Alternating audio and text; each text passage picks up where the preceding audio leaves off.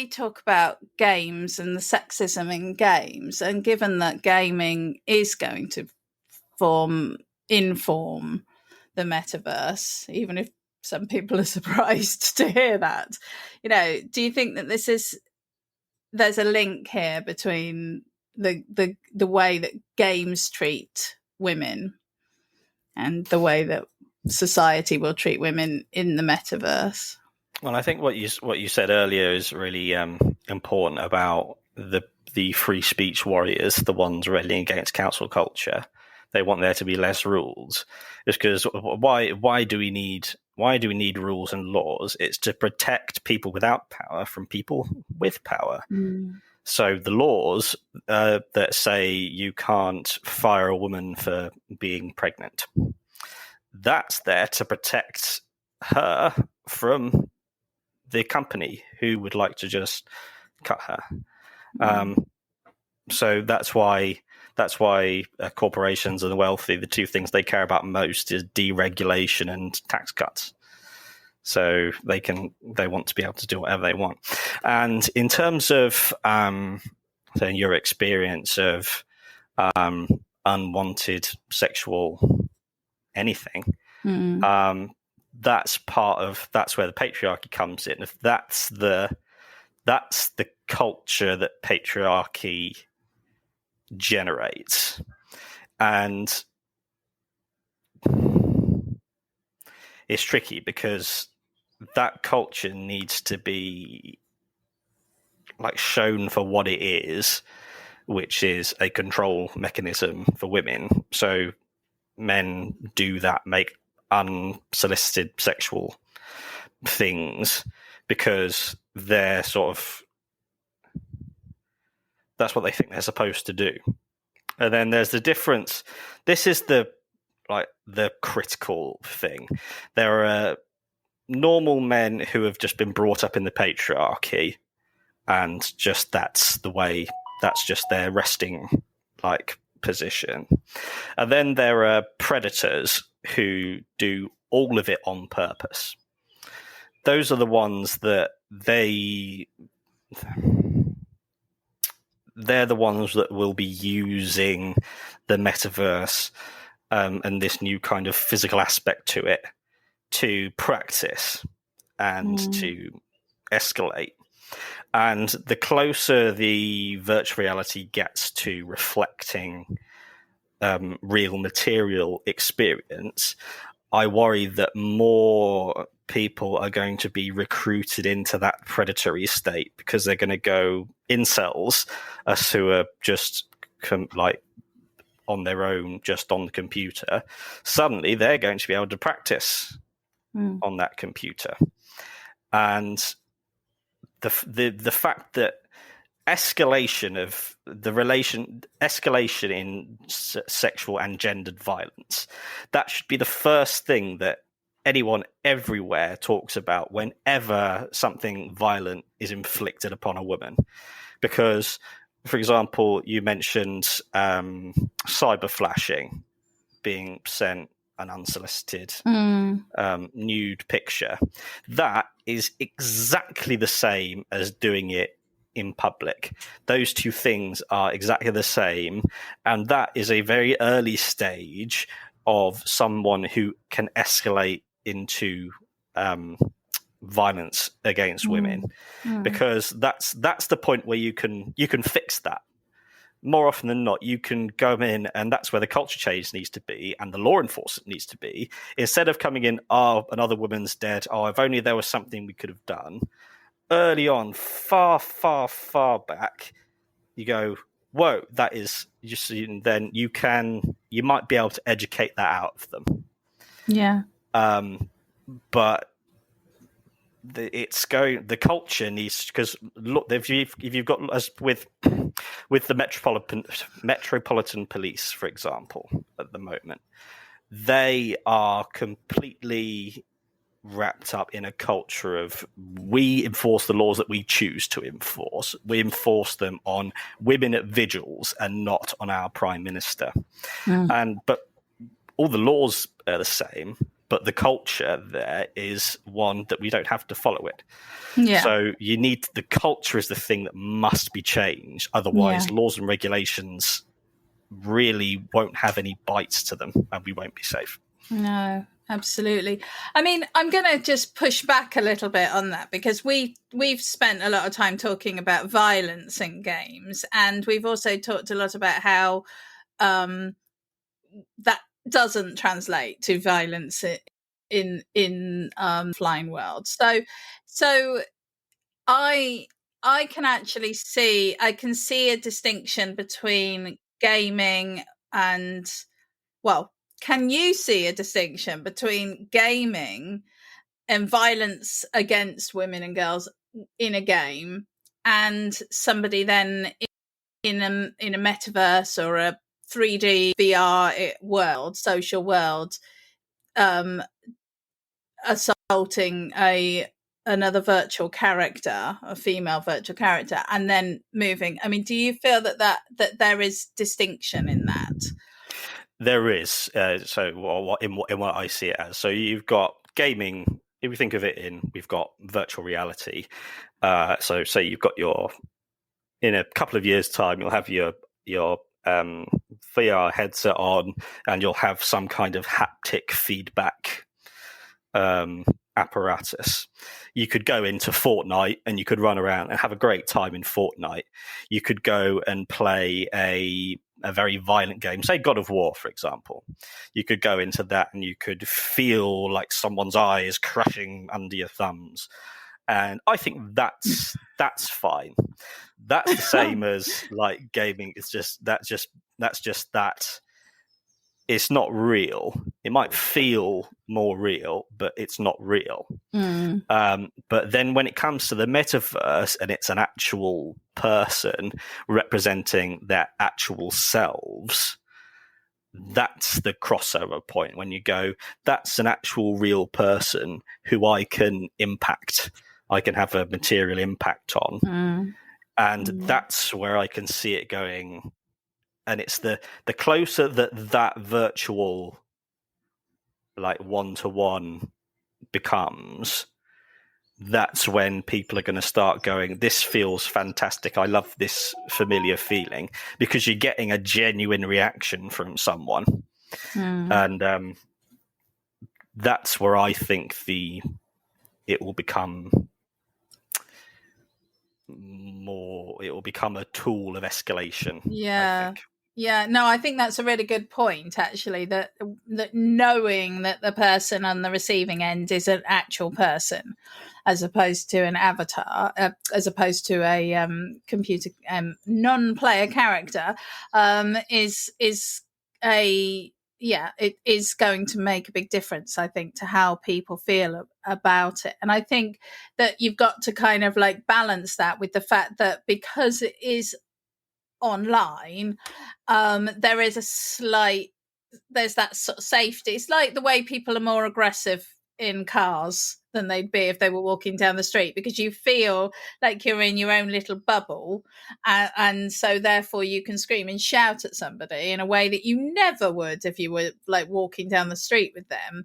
And I'm as guilty of that as anyone, but I think that that's what we experience in an online space, is that we have this sort of additional puffing up of our feathers, and our behavior can suffer as a result of that. I mean, talking about bubbles, one of the solutions that Meta came up with for this sort of scenario was to let people put a little bubble around their avatar so that other people can't come into a sort of virtual personal space area,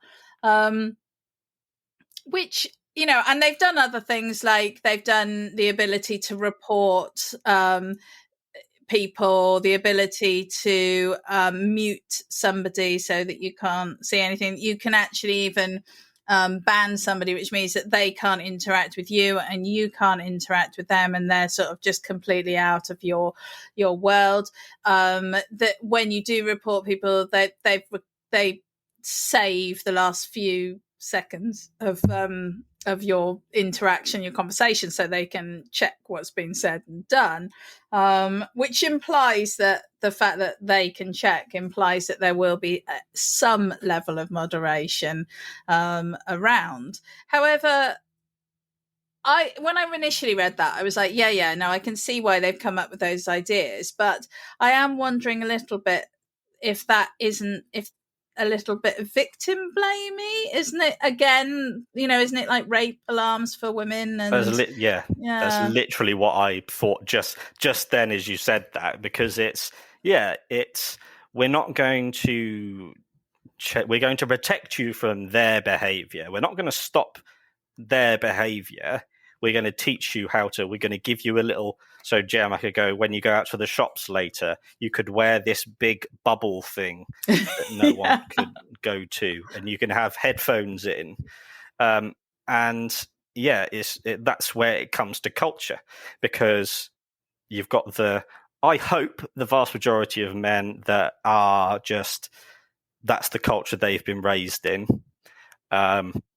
But then there are that section which are the purely predatory ones. They're the ones that have this sixth sense of finding women who they can abuse and finding ones that are vulnerable. Yeah. That's what they look for. They're not there to a predator doesn't go through the world just thinking, oh, I'm just existing and I'll try this and I'll try that. They go, no, I've got a taste for something and I'm going to go and find it. And if someone doesn't, they're the ones that the laws need to just be the hard stop to go, no, we can't have that in society when it can't be trained out of them. It can't be educated out of them, which is why early intervention when they're children in education, changing that culture so that they can actually grow up free of the patriarchy. Yeah.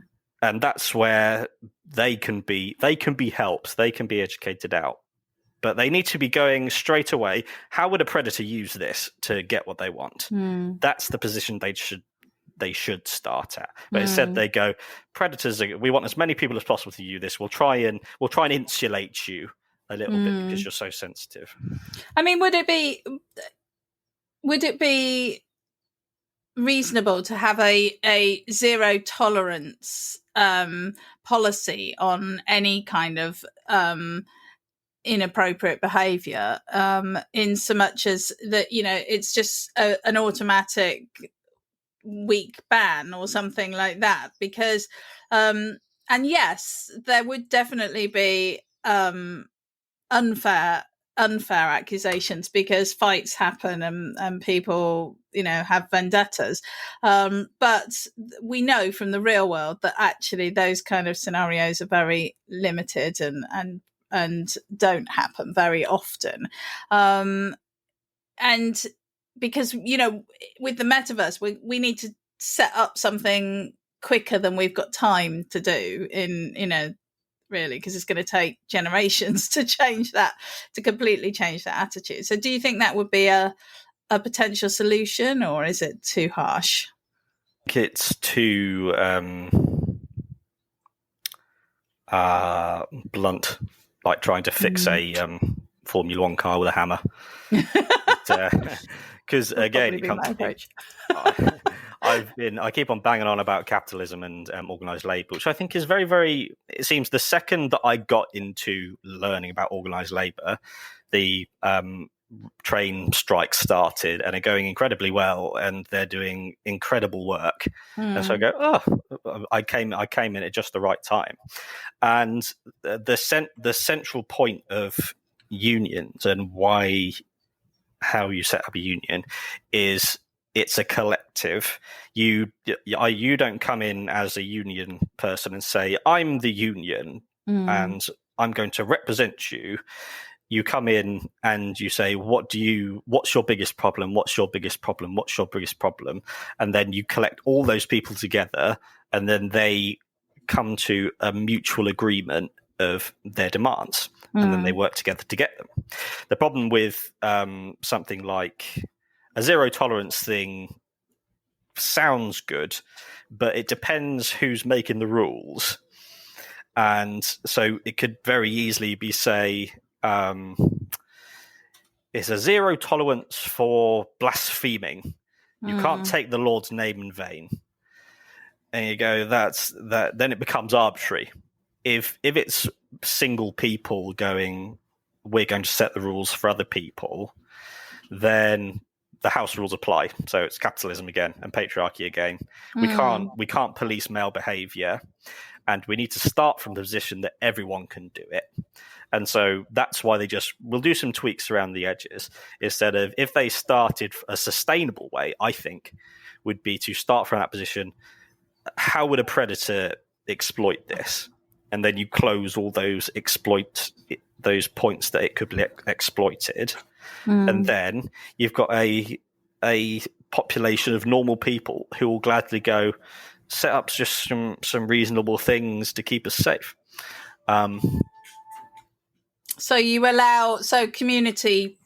encourage and support the community to set up community rules, and then effectively police themselves with the support of the parent organisation. Yeah, that's a very adult way, but because it's so interesting, the amount of gender critical feminists. There's such a they're so loud. And their voice is sort of shared and disseminated so powerfully and so loudly. But I think there was studies or surveys out in the last week or so saying that most people don't care. I don't care. Leave me alone. That's how most people are. They just leave me alone, and I just want to be able to enjoy myself. And that's where like safe spaces. So you make your own community bubble, and if someone comes in, that's the opportunity for you to go, you're not following this. Yeah. And again, the difference between arseholes and predators. Those predators they're the ones that you. It's tricky, but you need to start from keeping everyone safe at the start. Yeah. Well, I think we pretty much covered it all. We haven't provided solutions totally, but I think that we've given a good starting point. So hopefully someone in Meta will listen in. Can I ask, what are the positive things that like an enhanced way of experiencing Metaverse will be as we get more haptic feedback, do you think? I think that it will provide a really positive experience for people who are housebound, for older generations, for people who maybe just are too shy to go out and socialize in a sort of offline environment. I think it would be a really good opportunity for people to experience things that they wouldn't normally be able to do, wouldn't be able to afford to do. I think, as the climate crisis deepens and flying places and, all of those life experiences might become harder to access.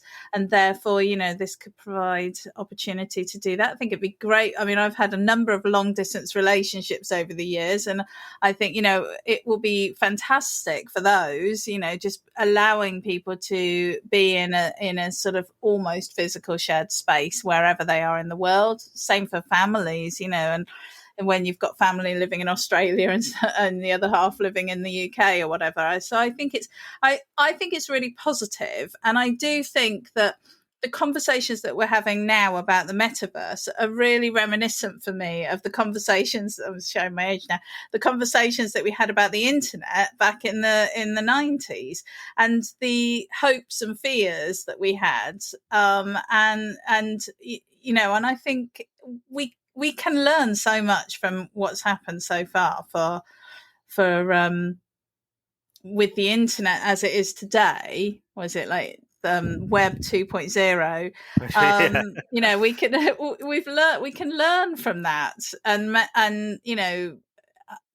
have high hopes for what comes next. I just I just think it just needs a little bit of forethought to highlight the positive and reduce the negative side effects. I think the first thing I thought of was it's like Inception. Just like you could just go in there and it's like, oh, that's cool. In the real world set play. Again, another first thing I came up with was this would be amazing for disabled people. Anyone with any kind of difficulty with accessibility in the real world, the more the real world is able to be experienced from your home, then that'll be better for them. And also, it's another way to exist. But you just need to, just like with the gun violence, if you think of all the guns are locked up, so we're safe from guns. I know that there's a vanishingly tiny percentage of a chance that I am going to be shot while I'm out and about. And then that's the place that we need to get to with society, where we go, those 97% of people who have committed rape, we're supposed to lock all of them up for a very, very long time, and then people can be safe. I've got 3 points of optimism going forward. Go for it. Yes. Number one, I hope that the organised labour movement in Britain is starting to build up a new head of steam.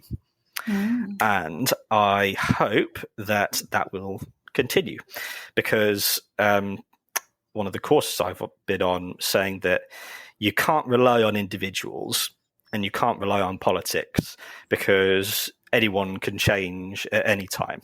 You can't. They're good to have allies, but if you rely on them, then you're always going to be opening yourself up to vulnerability.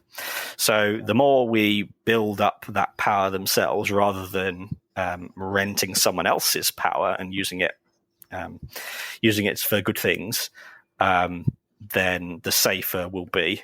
And if these unions start winning big, then that's going to be a domino effect. Yeah. So that's number one. Number two, it took a little bit of a dig when you were saying about the metaverse investors choosing to vote against that inquiry. But it's the fact that capitalism will always go where the money is. Yeah. And right now, look at Disney, for example, more and more diverse. There's a lesbian kiss in Buzz Lightyear. That's amazing. I hadn't heard anything about that either, which is more amazing. Interracial lesbian kiss where they're stood there with their new baby that I think they've just adopted. So that's where the money is, which means that capitalism is sleepwalking into a trap, because the more diversity that bubbles up from the bottom, all of a sudden they're going to find themselves drowning in it. Well, I mean, the thing with capitalism is that it isn't. It doesn't care. It just wants the money. It's not. Well, I mean, it is an ideology, but it's not. Constrained in that way. So, if society changes attitudes, then capitalism will change too. I have a chicken and egg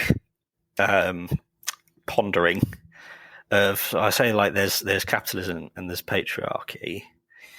I wonder if you can fix patriarchy, that can fix capitalism, because capitalism is, I want the biggest pile, I want to have the most, which is and I want to be the alpha of resources, and that's such a patriarchal trait of going, the most important thing is to be the alpha. And if you say it doesn't matter, there's no such thing as an alpha, then someone might suddenly go, I don't actually care about having the biggest pile anymore. Maybe we can have socialism. Maybe. That would be good. And forget fuck. And I think you talked about it was either that or in one of the podcasts about NFTs and cryptocurrency. Yeah, that's such a load of bullshit. It's just and it's just stupid gambling over things that don't exist. Yeah, it is. Yeah. It's one of those things that, you know, if we tried to explain it to an alien society, they'd just be like, "You what?" They did. Okay. Yeah. No. Just like NFT stands for no fucking thanks. And then off you go. So, yeah. Right. Well, I think we've covered it all. Is there anything else that you are burning to say? I don't. No, I think I've covered everything.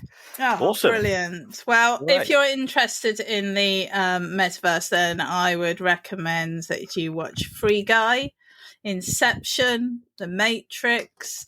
Everyone Gamer. Gamer, and then I'm going to have to mention Ready Player One, which I should love because it's all of my cultural references, but I hate because it's so teenage boys sort of fantasy thing, and it just annoys the hell out of me. Tech stuff called it a juvenile male power fantasy. Exactly, and when he said that, I was like, yes, finally somebody else has seen it, because I just hate it. I mean, I loved the movie. I liked it, but I hate the concept. I hate the story. I would also say, go read Snow Crash by Neal Stephenson. It's awesome, and then there's Neuromancer by William Gibson. Although I personally preferred the other one that he wrote, which I can't remember the name of. That's not very helpful, but anyway. So yeah, I would say go and read about it, because it is coming. It's coming for us, whether we're ready or not.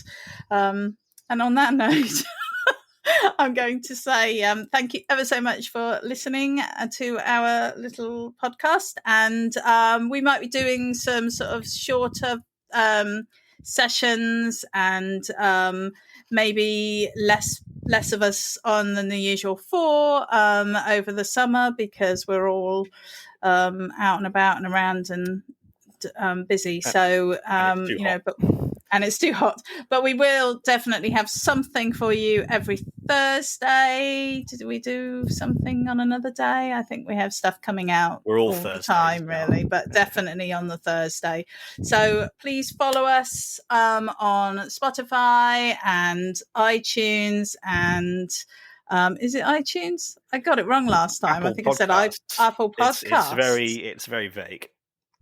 Okay, and you can watch us on YouTube and Twitch and everywhere. We're everywhere. Just find us, give us a follow, give us a like, give us a share, and that's us done. I think we will say goodbye, and we will see you next time. Thank you. Bye. We hope you enjoyed that episode of Gaming the System. If you want to support us, you can donate to us through our PayPal by sending it to wearegamingthesystem@gmail.com. If you want to send us a one-off donation. If you want to donate to us monthly, you can subscribe to our Patreon at patreon.com/gamingthesystem. Until next time, bye-bye.